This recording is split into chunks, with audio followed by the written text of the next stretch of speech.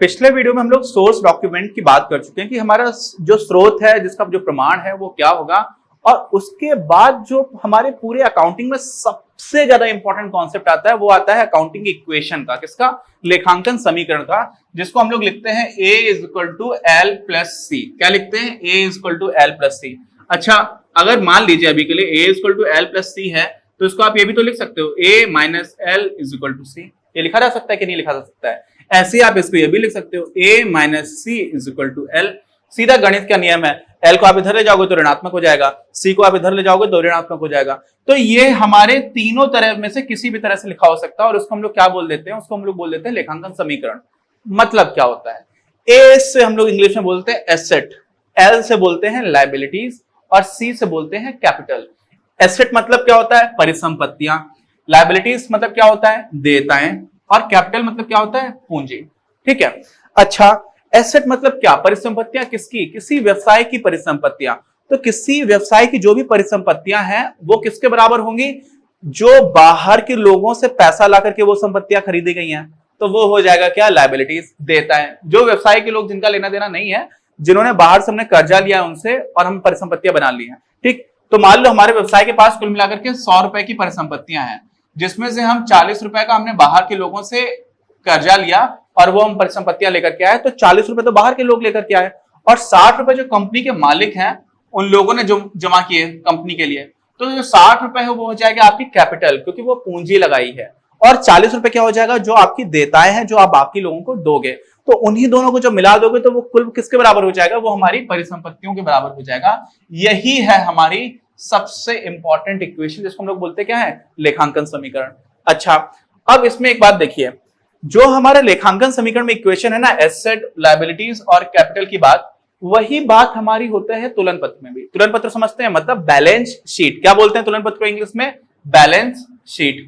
और balance sheet का जो प्रारूप है कुछ इस तरह का होता है। यहां पर हम लोग देयताएं लिखते हैं और यहां पर हम लोग परिसंपत्तियां लिखते हैं।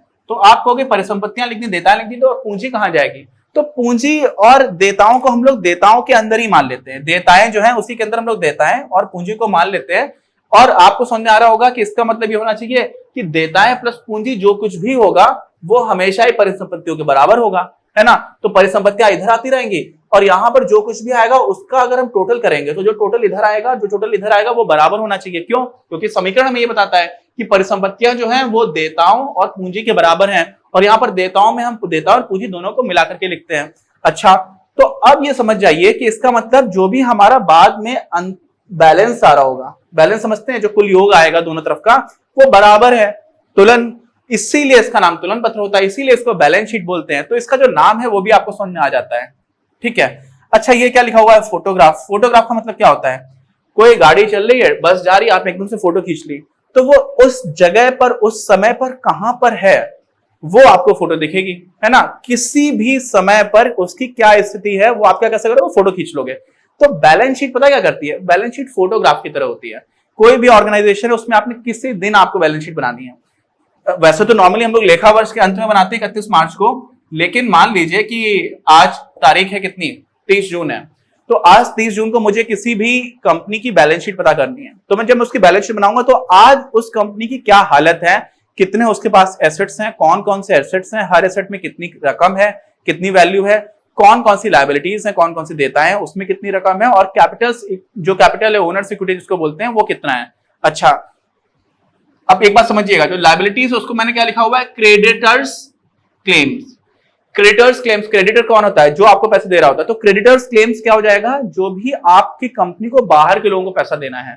और जो कैपिटल है वो क्या होता है? ओनर्स क्लेम्स, मतलब कि जो स्वामी है, मालिक है, उन लोगों का कंपनी की परिसंपत्तियों पर जो अधिकार है। समझ गए? तो ये दोनों को मिलाकर के हमारा एसेट बन जाता है। हम लोग बात कर चुके हैं। अभी मैंने आपको जो बता रहा था वो ये बता रहा हूं कि जो भी हम लोगों ने अभी तक लायबिलिटीज और ओनर्स इक्विटी निकाला, इनको टोटल किया, किस दिन कितना कितना होगा इसकी फोटो हमें दिख जाती है जब हम लोग बैलेंस शीट देखते हैं। तो बैलेंस शीट हमारी क्या हो जाती है? फोटोग्राफ की तरफ जाती है। और इसी इक्वेशन को, जिसको मैं बार बार अकाउंटिंग इक्वेशन बोल रहा हूं, लेखांकन समीकरण बोल रहा हूं, इसी को मालूम है क्या बोलते हैं? इसी को हम लोग तुलन पत्र की इक्वेशन भी बोलते हैं। इसको बैलेंस शीट इक्वेशन भी कहा जाता है। क्या कहा जाता है? Balance sheet equation. तुलन पत्र समीकरण भी इसको कहते हैं। क्यों कहते हैं ऐसा? ऐसा इसलिए कहते हैं क्योंकि देखो यार, जो तुलन पत्र हमारा है उसमें कौन कौन से मुख्य घटक हैं? एक तो आपकी परिसंपत्तियां हैं जिसको हम दाहिनी साइड लिख रहे हैं, और देताएं हैं, देताओं में देताएं और पूंजी मिली हुई है। तो जो सबसे इंपॉर्टेंट घटक है वो देताएं और पूंजी है, और यहाँ पर परिसंपत्तियां हैं, और इन्हीं के बारे में भी तो बता रही है यही समीकरण। तो इसको आप लेखांकन समीकरण भी कह सकते हो, और इसी को आप लोग तुलन पत्र समीकरण भी कहा जा सकता है। क्या कहा जा सकता है? तुलन पत्र समीकरण। ठीक है, ये भी इसका नाम होता है। तो हम लोगों ने अभी तक क्या देख लिया कि इस तरह की कोई भी अगर इक्वेशन दी जाएगी तो हम समझ जाएंगे लेखांकन समीकरण दिया रखा है या फिर तुलन पत्र समीकरण दिया हुआ है। अब एक बार इसी नियम को ध्यान रखते हुए कि asset is equal to liabilities plus capital, परिसंपत्तियां बराबर जो भी आपके देताएं हैं प्लस पूंजी, इसी नियम को ध्यान में रखते हुए हम लोग बैलेंस शीट का एक उदाहरण देखते हैं कि कैसे कैसे कहां कहां पर एंट्री हो रही होगी, और उसके बाद से हमें चीजें समझ में आने स्टार्ट होंगी। हर स्टेप समझिएगा ध्यान से, जहां पर भी आपको डाउट लगे वहां पर आप रुकिएगा, सोचिएगा, और नहीं समझ में आ रहा है तो कमेंट बॉक्स में लिखिएगा, क्योंकि अगर आपको अभी समझ में नहीं आया तो बिल्डिंग गड़बड़ा जाएगी, और एक बार बिल्डिंग गड़बड़ा जाएगी तो फिर वो आगे उसको आपको वापस आकर के ठीक करना पड़ेगा, तो बहुत समय जाएगा। इसलिए बहुत ध्यान से समझिएगा। इसी उदाहरण को भी हम लोग देखते हैं। तो अब फटाफट तुलन पत्र का एक उदाहरण है। आपको समझ में आना चाहिए कि कौन सा एंट्री जो है, कौन सी प्रविष्टि है, वो परिसंपत्ति में जाएगी या देता में जाएगी या पूंजी में जाएगी। एक एक करके देखते हैं।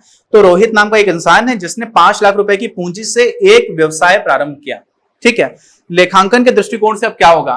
5 लाख रुपए रोहित ने दिए, तो रोहित यानी कि वो व्यवसाय शुरू कर रहा है, तो व्यवसाय का मालिक हुआ या नहीं हुआ? तो जो व्यवसाय के मालिक के पास से कोई चीज आती है तो वो पूंजी हो जाती है। क्या हो जाती है? पूंजी। और कितने की पूंजी उसने दी है? 5 लाख रुपए की। ठीक है, अब ये राशि मैं यहां पर नहीं लिख रहा हूं, जब फाइनल हो जाता है तो हम लोग यहां पर लिखते हैं। आप अभी समझ लीजिए कि कहां पर एंट्री हो रही होगी, और अभी पूरा व्यवस्थित तरीके से हम लोग एंट्रीज करते जाएंगे। लेकिन बाद में जब हम लोग तुलन पत्र बना रहे होते हैं तो उसमें कोई चीज नॉर्मली ऊपर लिखते हैं, कोई नीचे लिखते हैं, परंपरा जैसी एक बनी हुई है, तो वो तो हम बाद में कर लेंगे। अभी आपको समझना है कि कौन सी एंट्री कहां पर हो रही होगी। तो एक तो हमारी एंट्री हो गई कि पूंजी 5 लाख रुपए की आ गई। अब हमें पता है कि द्विअंकन प्रणाली में निश्चित रूप से कोई दूसरी चीज भी प्रभावित हो रही होगी। तो 5 लाख रुपए से जैसे ही एक इंसान ने दिया, अब कंपनी के पास क्या आ गया? 5 लाख रुपए का कैश आ गया। कैश को हम लोग बोलते हैं हिंदी में रोकड़। तो रोकड़ कितने की? और रोकड़ जो है कंपनी के पास आ गया है ना, तो कंपनी की वो एक परिसंपत्ति है। तो परिसंपत्ति कितने रुपए की हो गई? 5 लाख रुपए की। अच्छा, अब देखिए इस पॉइंट ऑफ टाइम पर एक ही एंट्री हुई, इधर भी 5 लाख का योग है, इधर भी 5 लाख है, इसका मतलब बैलेंस्ड है। हर पॉइंट पर बैलेंस्ड रहेगा, यही चीज जरूरी है समझना। अब देखिए अगली चीज क्या होती है? अगली चीज होती है कि स्टेट बैंक ऑफ इंडिया में 4,80,000 रुपए से एक बैंक का खाता खोल दिया। अब इसने क्या किया है? इसके पास 5 लाख रुपए थे, किसके पास? कंपनी के पास। कंपनी ने 4,80,000 रुपए लिए और बैंक में डाल दिए। किस में डाल दिए? बैंक में। तो आप ये समझिए कि जो रोकड़ है वो तो आपका कम हो जाएगा। कितना कम हो जाएगा? जितने आपने क्या किया, जितने आपने कुल मिलाकर के पैसे बैंक में डाल दिए, तो ये क्या हो गया? रोकड़ कम होगा। तो जब कम होता है तो उसको हम ब्रैकेट के अंदर लिख देते हैं, इसका मतलब ये नेगेटिव हो जाएगा। ये ट्रेडिशन है, समझिएगा, कंफ्यूज मत होना।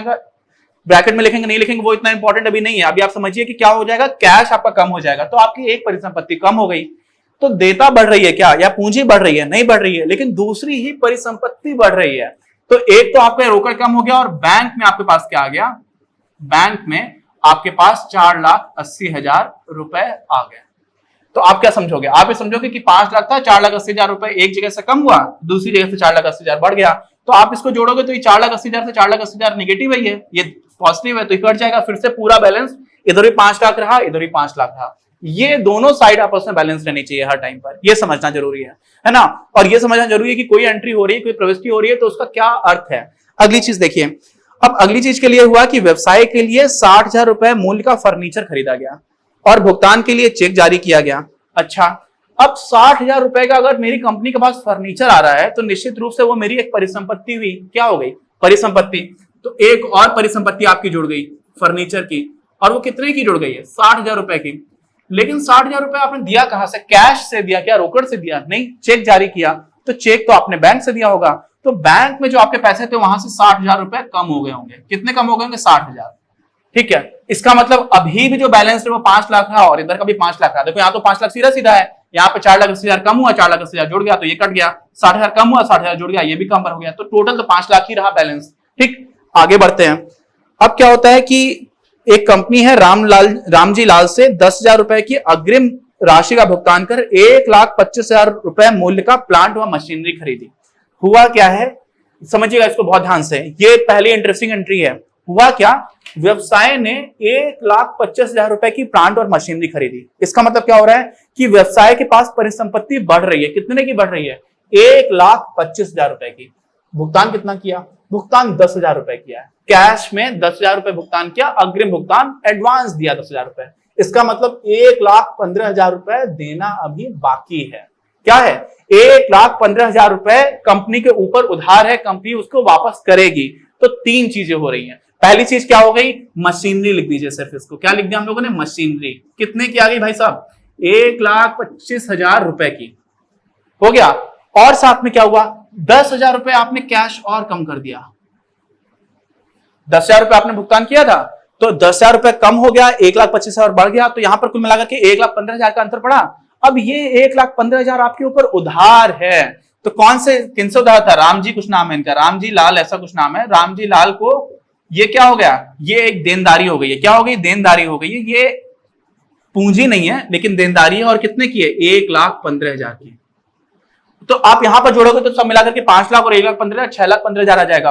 और यहां पर भी देखोगे तो यहां पर 10,000 इधर कम हो गया था, 1,25,000 बढ़ गया, तो यहां पर भी 1,15,000 ही जोड़ रहा है 5 लाख में, तो इधर भी 6,15,000 ही आएगा। यहां पर भी बैलेंस्ड है। लेकिन ये इंटरेस्टिंग क्यों थी? ये इंटरेस्टिंग इसलिए थी यार क्योंकि यहां पर तीन चीजें हो रही हैं। 10,000 रुपए का कैश कम हुआ, 1,25,000 रुपए की मशीनरी की परिसंपत्ति बढ़ी, और 1,15,000 रुपए में रामजी लाल जो थे उनके ऊपर हमको उधार देना है उनको। ठीक है, तो ये एक अगली एंट्री हो गई थी। अब क्या होता है इसके बाद? चौथी चीज है कि सुमित ट्रेडर से 55,000 रुपए का माल खरीदा है। ठीक है, कितने का खरीदा है? 55,000 रुपए का। अब 55,000 रुपए का जब आप माल खरीद रहे हो तो आपका क्या हो जाएगा? माल भी बढ़ जाएगा। माल को हम लोग इन्वेंट्री बोल सकते हैं। तो कितने का माल बढ़ गया? 55,000 रुपए का। और एक निश्चित रूप से संपत्ति हो गई, क्योंकि माल तो कंपनी के पास है जिससे कल पैसे कमा सकती है कंपनी। लेकिन इन्होंने क्या किया? खरीदा है। अब यहां पर कुछ दिया नहीं, कैसे खरीदा, क्या खरीदा।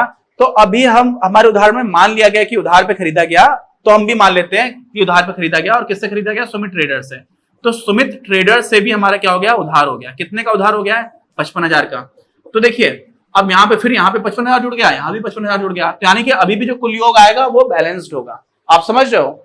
हर एंट्री में क्या चीज हो रही है वो समझना बहुत जरूरी है। और एकदम से एक बार इसको कहीं पर भी दिक्कत आ रही हो तो रिपीट करके देखना, क्योंकि बेस बन रहा है। बिल्डिंग सही, खंबा तिरछा हो जाएगा तो पूरी बिल्डिंग तिरछी हो जाएगी, समझ लो, और फिर गिर जाएगी। थोड़ा सा भी भूकंप आ गया है ना, भूकंप समझ लो, एग्जामिनेशन आ गया, थोड़ा सा भी तिरछा सवाल आ जाएगा तो आप गड़बड़ा जाओगे। तो वैसा नहीं होना चाहिए, आपको आराम से समझ समझ के चलना है। अगली एंट्री क्या है? 25,000 रुपए मूल्य का माल रजनी एंटरप्राइजेस को 35,000 रुपए में बेचा। अब ये एंट्री भी बहुत इंटरेस्टिंग है। इनके पास कितने का माल था? 55,000 रुपए का माल था। इन्होंने 25,000 रुपए का माल बेच दिया। कितने का बेच दिया? 25,000 का। तो 25,000 रुपए का निश्चित रूप से माल जो है वो कम हो गया हमारा। और बेचा कितने में है? 35,000 रुपए में बेचा। कितने में बेचा? 35,000 रुपए में। तो 35,000 रुपए में जब बेचा तो उनको भी उधार पर बेचा है। क्या बेचा है? उधार पर। तो अगर किसी को आपने उधार पर बेचा और उससे आपको पैसे लेने हैं तो क्या हो गया? इसका मतलब आपके पास वो एक परिसंपत्ति है, आपको वो पैसा मिलेगा। परिसंपत्ति हर वो चीज है जिससे फ्यूचर में आपको पैसा मिल सकता है, जो चीज पैसे में कन्वर्ट होकर के आपको वापस मिल सकती है। माल भी आपका जो 55,000 रुपए का पड़ा था 25,000 का कम हो गया, तो 30,000 का जो माल है उससे फ्यूचर पैसा मिलेगा ही, तो इसलिए वो क्या हो गई? परिसंपत्ति हो गई। तो यहां पर हम लोग क्या लिखेंगे? कौन से थे? रजनी एंटरप्राइजेस। तो रजनी एंटरप्राइजेस जो है ना, वो उनसे आपको क्या हो जाएगा? 35,000 रुपए का आपने क्या किया? माल वापस उनसे लेना है, पैसे लेने हैं 35,000 रुपए। तो यहां तो 35,000 हो गया, यहां तो 25,000 ही जा रहा है। तो इसका मतलब क्या हुआ? 10,000 आपने प्रॉफिट अर्न किया था। क्या अर्न किया था? 10,000 प्रॉफिट। और प्रॉफिट किसके पास जाएगा? जो भी आपका मालिक है कंपनी का, उसको प्रॉफिट मिलेगा ना। तो उसकी जो पूंजी थी वो कितने की थी? 5 लाख रुपए की थी। देखो अब इसी में आपका जो प्रॉफिट है, कितना प्रॉफिट हुआ? 10,000 रुपए। तो उसकी पूंजी 10,000 रुपए से बढ़ जाएगी। क्या हो जाएगी? बढ़ जाएगी। तो अगली एंट्री हमारी यहां पर आ जाएगी। ये क्या हो जाएगा? प्रॉफिट। यहां पे लिख दो लाभ। ठीक है, पूंजी का हिस्सा है जिसको हम जोड़ देंगे। अभी के लिए आप ऐसे समझ लो। अच्छा, अब ये सारी चीजें हो गई, तो अब हम देखते हैं कि हमारा टोटल बैलेंस क्या है। यहां का बैलेंस देखते हैं और यहां का देखते हैं, और अगर दोनों तरफ बराबर है इसका मतलब हमारा सब कुछ काम ठीक था। 5 लाख है, उसमें से 4,80,000 पहले घटा और 10,000 पहले बाद में घटा, तो हमारे पास कुल कितना रह गया? 10,000 रह गया। फिर बैंक में 4,80,000 था, 60,000 रुपए हमने दे दिए थे चेक से, तो चेक से देने के बाद से कितना बच गया था? 4,20,000 बच गया। अच्छा, रजनी एंटरप्राइजेस से कितना पैसे आपको वापस लेना है? 35,000 रुपए। फर्नीचर कितने का आपके पास पड़ा हुआ है? 60,000 रुपए का। 1,25,000 की मशीनरी भी आपके पास है, ये भी आपकी परिसंपत्ति हो गई। और उसके बाद से माल कितने का? 55,000 का था, 25,000 का आपने बेच दिया, तो बचा कितने का? 30,000 रुपए का। अब सबको जोड़ दीजिए, 10,000 है, 4,20,000 है, तो 4,30,000 हो गया। फिर 35,000 जोड़ोगे तो 4,65,000 हो गया। 60,000 और जोड़ दोगे तो 5,25,000 हो जाएगा। फिर उसमें से 1,25,000 जोड़ दोगे तो कितना हो जाएगा? 5,25,000 में 1,25,000 जोड़ोगे तो 6,50,000 हो जाएगा। और उसमें से 30,000 और जोड़ोगे आप तो हो जाएगा आपका 6,80,000 रुपए। हो गया? अच्छा, इधर देखते हैं, यहां तो कहानी बहुत आसान दिख रही है। ये 5 लाख है, ये 10,000 है, तो 5,10,000, फिर 6,10,000, 15,000 और जोड़ दोगे तो 6,25,000, और उसमें 55,000 जोड़ दिया, तो 6,25,000 में 55,000 जोड़ोगे तो यहां पर भी क्या आ जाएगा? 6,80,000 रुपए। ठीक है, ये हमारा उदाहरण था। अब इसमें आपके लिए काम क्या जरूरी था कि आपको समझ में आना चाहिए कि कौन सी चीज देता वाली साइड पर जाएगी। पूंजी इधर आ रही है, लाभ बीच में 10,000 रुपए का बन रहा था। रामजी लाल से जो पैसे हमें हमारे ऊपर उधार है, हम उनको वापस करेंगे तो वो इधर आ जाएगा देता की साइड पर। परिसंपत्ति में कौन कौन सी चीज आएगी, और आपको यह भी समझ में आ रहा होगा कि हर जगह पर कम से कम 2 चीजें प्रभावित हो रही हैं। कम से कम क्यों बोला? जब मैंने आपको बोला कि 1,25,000 रुपए की मशीनरी खरीदी, 10,000 रुपए का भुगतान किया, तो 10,000 रुपए कैश कट गया, 1,25,000 यहां पर जुड़ गया। लेकिन 3 एंट्री हो रही थी यहां पर। तीसरी क्या एंट्री हो रही थी कि 1,15,000 का उधार है ना। ऐसे ही कभी कभी 2 से ज्यादा एंट्रीज भी हो सकती है। कहां पर क्या क्या हो रही होंगी यही समझना जरूरी है। और ऐसे ही हमारा ये तुलन पत्र बन जाता है। और तुलन पत्र में सबसे ज्यादा सही बनाया या नहीं बनाया हम लोग कैसे देखते हैं? जो हमारा अंतिम बैलेंस आ रहा है ना, वो बराबर होना चाहिए। और अंतिम बैलेंस से पहले भी आप ये समझ लो कि हर स्टेप पे बैलेंस बराबर होना चाहिए। ठीक है, तो भी अगर हम लोग शुरू से बना रहे हैं तो हर जगह पर बराबर होगा। तो मैं उम्मीद करता हूं कि आपको बेसिक आइडिया लगा होगा।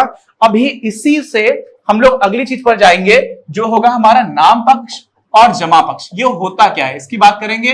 साथ में बात करेंगे कि नाम पक्ष में कब कोई एंट्री होगी, जमा पक्ष में कब कोई एंट्री होगी, और इस तरह से अलग अलग खाते। ये तो हमारी बैलेंस शीट है। एक हमारा रोकड़ खाता होगा, ठीक है, ऐसे ही एक हमारा फर्नीचर का खाता हो जाएगा, सारी चीज का खाता बनेगा।